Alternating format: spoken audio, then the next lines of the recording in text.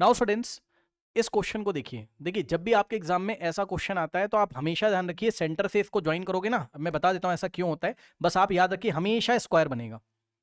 होता क्यों है वो मैं आपको बता दूंगा अभी, लेकिन आप ध्यान रखें।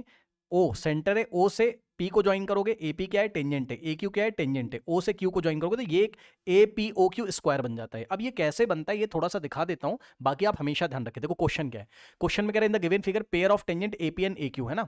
तो दो टेंजेंट्स हैं आपके पास, कौन कौन सी, एपी और दूसरी हमारे पास है ए क्यू, ये दोनों टेंजेंट है। अब इक्वल, भाई टेंजेंट्स का लेंथ तो इक्वल होता है ना, इसका मतलब एपी एक्सटर्नल पॉइंट ए से ड्रॉ किए गए टेंजेंट का लेंथ इक्वल, एपी जितना है उतना ही ए क्यू है, तो भाई ए क्यू भी कितना हो गया 5 सेंटीमीटर। अब उन्होंने हमसे एक चीज और बोल दी है, क्या कह रहा है, पढ़िए।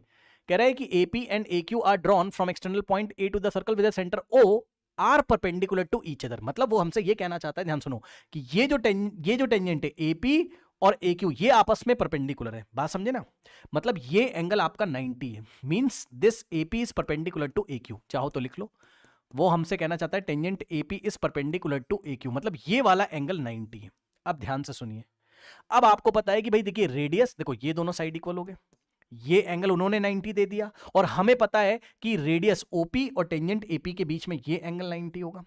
इसी तरीके से ए क्यू और ओ क्यू के बीच में ये एंगल 90 होगा, क्योंकि रेडियस टेंजेंट पे परपेंडिकुलर होती है। अब 90 90 90, तो इस क्वाड्रिलेटरल में चारों एंगल का सम अगर 360 है तो 90 90 90 270, तो इसको भी कितना होना पड़ेगा 90। भाई 360 में से 270 माइनस कर दो तो 90 बचा, तो चारों एंगल 90 हो गए।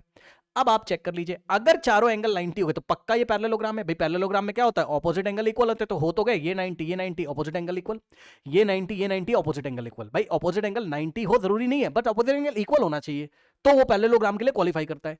तो ये वाला इसके इक्वल हो जाए और ये वाला इसके इक्वल हो जाए, तो पैरेललोग्राम के लिए पहले क्वालिफाई करता है, ध्यान रखिएगा। तो इसका मतलब ये पैरेललोग्राम के लिए क्वालिफाई कर चुका है। तो सबसे पहले मैं ये लिखूंगा, क्योंकि मैं पूरा नहीं लिख रहा हूं, ध्यान से सुनो, पूरा नहीं लिख रहा हूं, ध्यान सुनिए। सबसे पहले मैं लिखूंगा क्या, कि जो क्वाड्रिलेटरल था कौन सा, A P O Q is a parallelogram. ऐसा क्यों हुआ ये मैंने आपको बता दिया, अभी स्क्वायर नहीं हुआ, अभी होगा, रुक जाओ।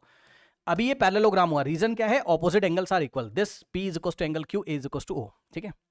अब पैरेललोग्राम के लिए जैसे ही क्वालिफाई हो जाएगा, ठीक है, तो आप अब इसमें पैरेललोग्राम की प्रॉपर्टी लगा देंगे। अब इसमें क्या लगाएंगे, प्रॉपर्टीज ऑफ पैरेललोग्राम। और पैरेललोग्राम की प्रॉपर्टी क्या कहती है, कि ऑपोजिट साइड्स भी इक्वल होंगे। मानते हो कि नहीं भाई, अगर ये पैरेललोग्राम ऑपोजिट साइड इक्वल होंगे, यानी कि जितना ए क्यू है उतना ही, मतलब ये वाला साइड इसके इक्वल हो जाएगा। अगर ये 5 है तो ये भी 5 हो गया, ये लो, ठीक। और इसी तरीके से AP is equals to, AP के ऑपोजिट कौन सा है, OQ, तो ये भी 5 हो गया, ये लीजिए। समझे ना कैसे किया, पहले ऑपोजिट एंगल को इक्वल दिखाया जिससे ये पैरेललोग्राम हो गया, पैरेललोग्राम होने के बाद पैरेललोग्राम की प्रॉपर्टी लगाई जिससे कि ऑपोजिट साइड्स आर इक्वल, हमने बोल दिया, तो ये 5 था तो ये भी 5 हो गया, ये 5 था तो ये भी 5। अब इसको देख रहे हैं तो चारों एंगल 90, चारों साइड भी इक्वल है, तो ये स्क्वायर बन गया, चारों साइड इक्वल, चारों एंगल 90 तो स्क्वायर बन गया, 5 5 5, तो इसका मतलब ये स्क्वायर हो गया। अब जैसे ये स्क्वायर हो गया तो जो भी पूछा होगा आ जाएगा, पढ़िए। Then the length of each, ठीक है, then the radius of the circle, तो आ तो गया, रेडियस ऑफ द सर्कल कितना है, यही तो रेडियस है 5, और यही तो रेडियस है 5, बस इस तरीके से ना। ऐसे बहुत सारे क्वेश्चंस आपने एग्जामिनेशन में देखे होंगे, बोर्ड एग्जामिनेशन में ऐसे बहुत सारे क्वेश्चंस आपके आते हैं। Option C is the correct answer, radius आ गई, ठीक है।